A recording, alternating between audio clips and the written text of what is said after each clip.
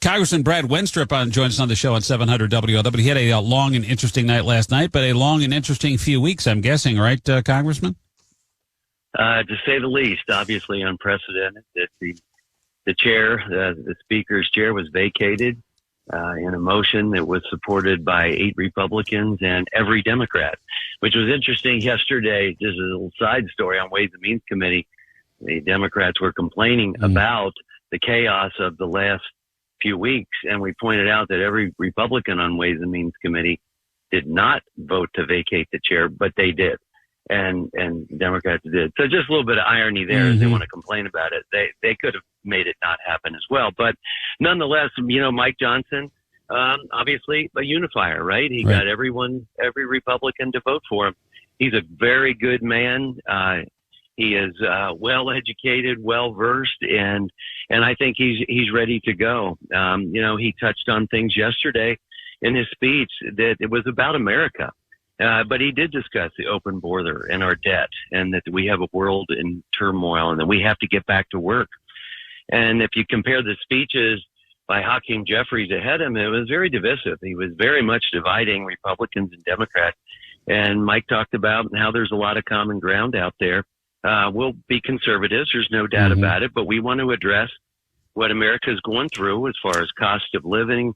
Right now, credit card interest rates are highest in 3 decades, but it's back to quality of life. And he referred to Reagan's 7 core principles of American conservatism, which is individual freedom, limited government, rule of law, peace through strength, fiscal responsibility, free markets, and then I think a big one in today's world, human dignity.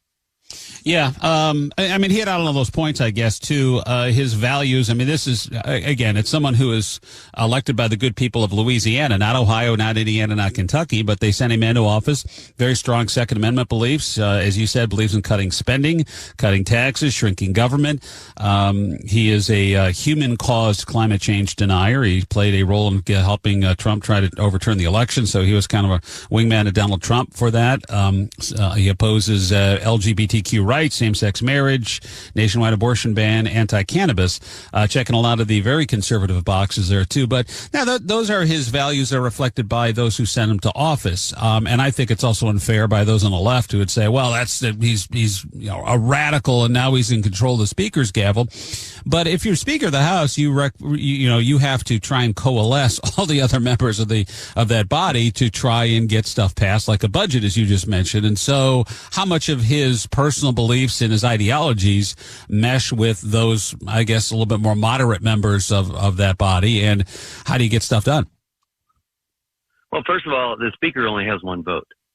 And so the job of the speaker is to bring things through committee and get them passed on the floor. So even within your own conference, that requires some type of compromise.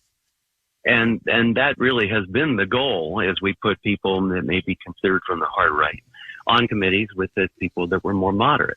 And if you work things out in committee, you should be able to get them done on the floor.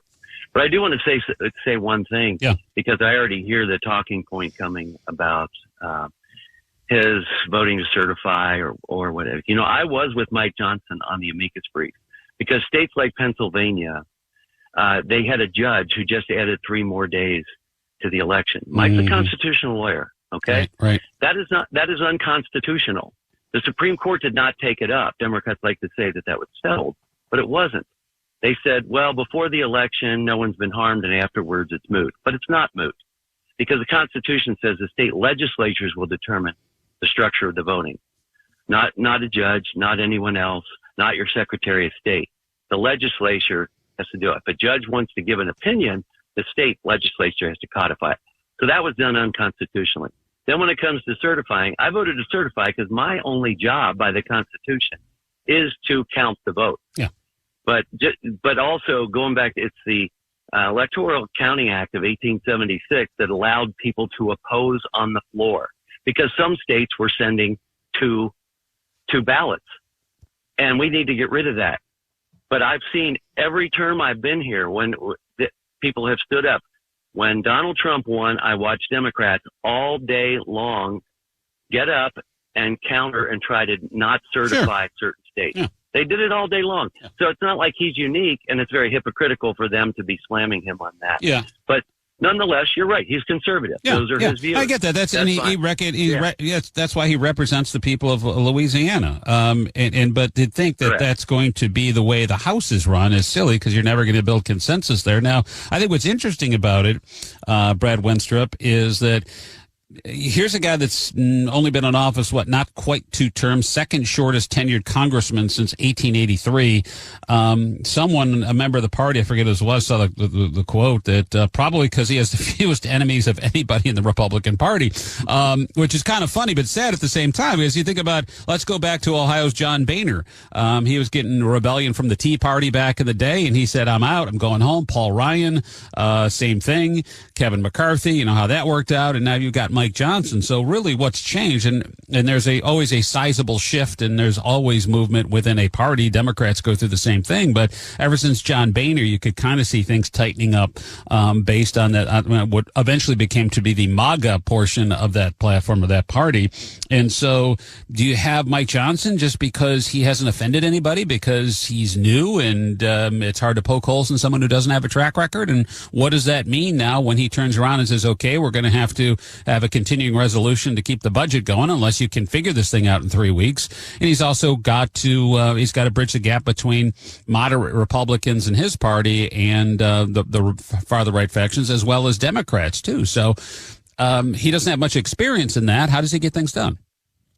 He's probably got more experience than you might think. And keep in mind that the Speaker of the House does not have to be a member of Congress. So, but I will reflect on one of the things you said, and Paul Ryan said it when he became Speaker. He says this usually doesn't end well. It's kind of an unenviable position. Right. No, it doesn't seem to. Name one. Right? Mm-hmm. So, I just did. They're all like, I'm out.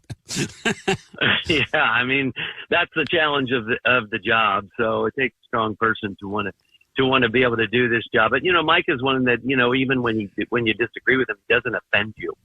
And I think that that's an important component of the job at this point, that you can sit and have conversations without being bombastic, without being offensive, and just talk about constructs and try and deal with things that are common sense.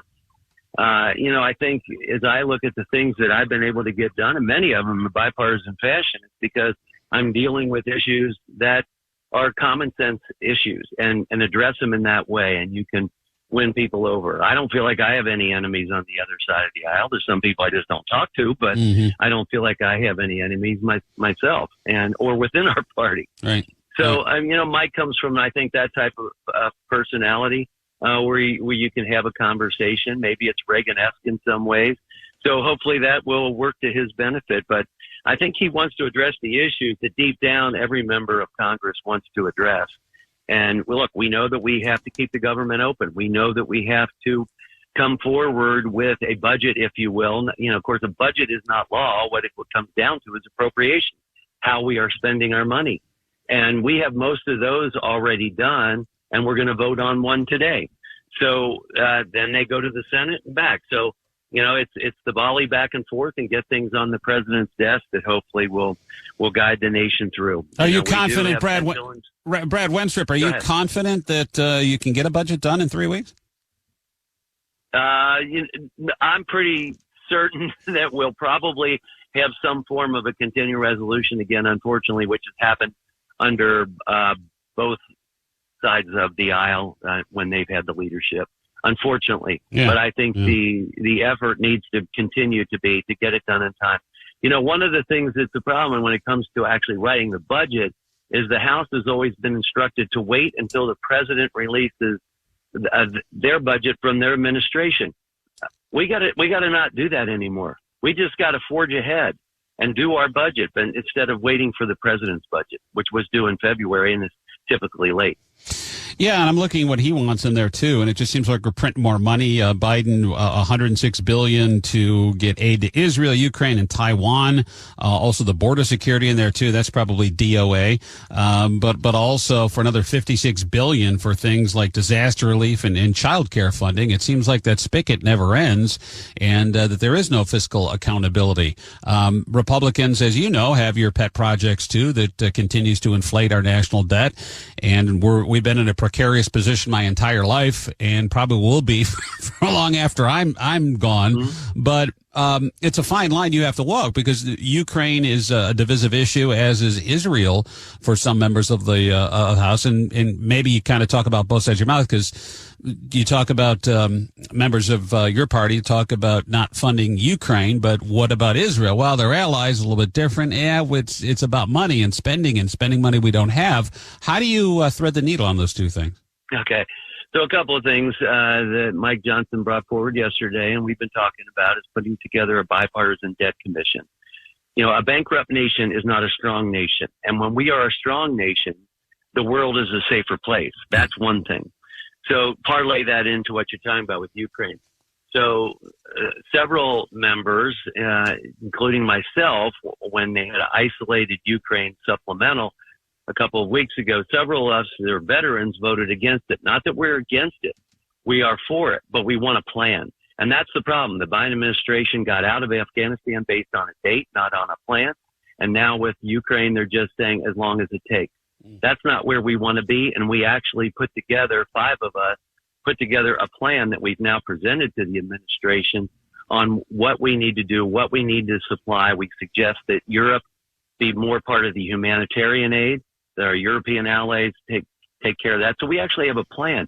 We haven't seen a president, a commander-in-chief sit and address the nation on the importance of deterring Russia, on the importance of deterring Hamas, although that has been addressed. And these are separate issues, and we have our eyes still on Taiwan and China and what's taking place in that region.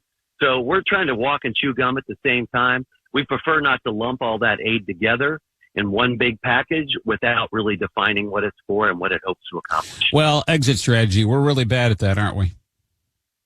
We haven't done too well. And so you really have to have your goals set before you enter. And in this case, we're not sending troops into theater necessarily, but what we are doing is engaging with these conflicts that are taking place, and what should our role be and to what extent.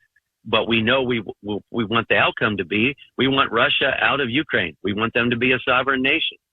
We want Israel to be a sovereign nation and a peaceful place. So these are the goals, and we want the same for Taiwan. And at the same time, we want that for ourselves. Yeah. And now internally, we have the debate over our border. Right, exactly. And that's a lot of money, and a lot of money we don't have. And so it's a very difficult path forward, I think, for this country, at least in the next few years. Anyway, what do you see? Because we only have a limited time here, Brad Wenstrup. Appreciate you joining with the new Speaker of the House, Mike Johnson of Louisiana. The flag is down, and that means you guys can start working on a budget here, another continuing resolution. But relative to Israel, though, where do you see that going at this point? I mean, if we can circle the wagons and show that America is indeed strong and a vast supporter of what's happened in the Middle East relative to Israel, what do you think Iran does? What's the move with Hamas? What's Hezbollah? How long does this thing go on? Well, that's one of the things is we're trying to make sure that the $6 billion that Iran was going to receive is frozen. Let's face it, it's fungible. You can say it's for humanitarian aid, but it's fungible, and everyone knows it. And they are behind what is taking place with Hezbollah, with Hamas, with the attacks on Israel. We're working to strengthen the Abraham Accords. We're trying to get some peace in that region as best we possibly can. You have people on the other side of the aisle that voted against the resolution last night to be supportive of Israel. There were six Democrats. They're very openly anti-Semites, if you will. So that's a problem within the Democrat Party, I'd say right now, because I don't think that's the majority of the Democrat Party, but it certainly seems to be a component of it. But we support Israel. The president supports Israel, and we've got to make our case and, again, help them wherever we can. Unfortunately, it does seem to be, and I sit on Intelligence Committee, that there was an intelligence flaw, that this was not predicted, that they did not see this coming a couple weeks ago when this all started. hard to believe history repeats itself in Israel. We saw this 9/11 2001, and this is their 9/11. And it always is cyclical, isn't it? I know you've got to run. Brad Wenstrup, again, back to work this morning. Hopefully, can get some at least a continuing resolution done, and then work on the actual budget itself. Politics is certainly strange. I don't have to tell you that. All the best. Thanks for joining the show. Thank you. We're not hiding from the problems; they're real, and we're going to try and get after it. Yeah. This doesn't make it easier with 22 days. So, no, it doesn't. Yeah, I got you. All the best. Thanks again. All right. Thanks, Scott.